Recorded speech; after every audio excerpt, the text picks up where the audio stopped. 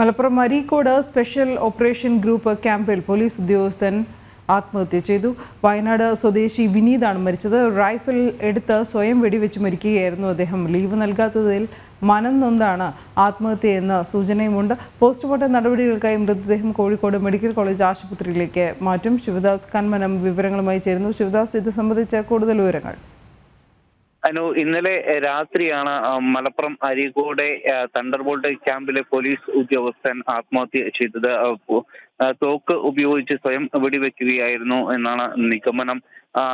കൃത്യമായ എന്താണ് ആത്മഹത്യ കാരണം എന്നത് കൃത്യമായി വ്യക്തമല്ല. ലീവ് നൽകാത്തത് ആണ് എന്നാണ് സൂചന ലഭിക്കുന്നത്. അതേസമയം കുടുംബ പ്രശ്നങ്ങൾ നിലനിൽക്കുന്നുണ്ടെന്നുള്ള വിവരങ്ങളും ലഭിക്കുന്നുണ്ട്.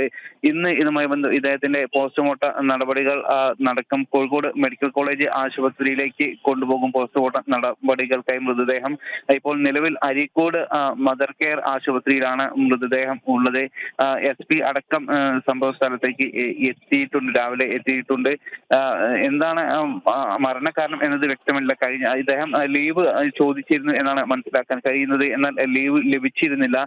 ഇതിൽ മനം നൊന്താണ് ആത്മഹത്യ എന്ന സൂചനയാണ് ലഭിക്കുന്നത്. നമുക്കറിയാം, പോലീസിൽ ഇത്തരത്തിൽ നിരവധി ആത്മഹത്യകൾ പെരുകുന്നുണ്ട്. ജോലി സമ്മർദ്ദം കാരണമുള്ള ആത്മഹത്യയെല്ലാം തന്നെ പോലീസിൽ കൂടുതലായി വരുന്നുണ്ട്. ഇക്കഴിഞ്ഞ മാസത്തിനുള്ളിൽ തന്നെ തിരുവനന്തപുരത്ത് അടക്കം ഇത്തരത്തിലുള്ള ഒരു ആത്മഹത്യ ഉണ്ടായിരുന്നു. ഇങ്ങനെ നിരവധി ആത്മഹത്യകളും അത് കഴിഞ്ഞ കാലങ്ങളായി പോലീസിൽ നടക്കുന്നുണ്ട്. ഇത് ലഘൂകരിക്കാനുള്ള നടപടികളെല്ലാം തന്നെ ആഭ്യന്തര വകുപ്പ് കൈക്കൊള്ളുന്നുണ്ട്. പക്ഷേ കൃത്യമായി ഇതിനൊരു ഗുണം ലഭിക്കുന്നില്ല എന്നാണ് വീണ്ടും ഈ ആത്മഹത്യകൾ തുടരുന്നതിൽ നിന്നും നമുക്ക് മനസ്സിലാക്കാൻ കഴിയുന്നത്.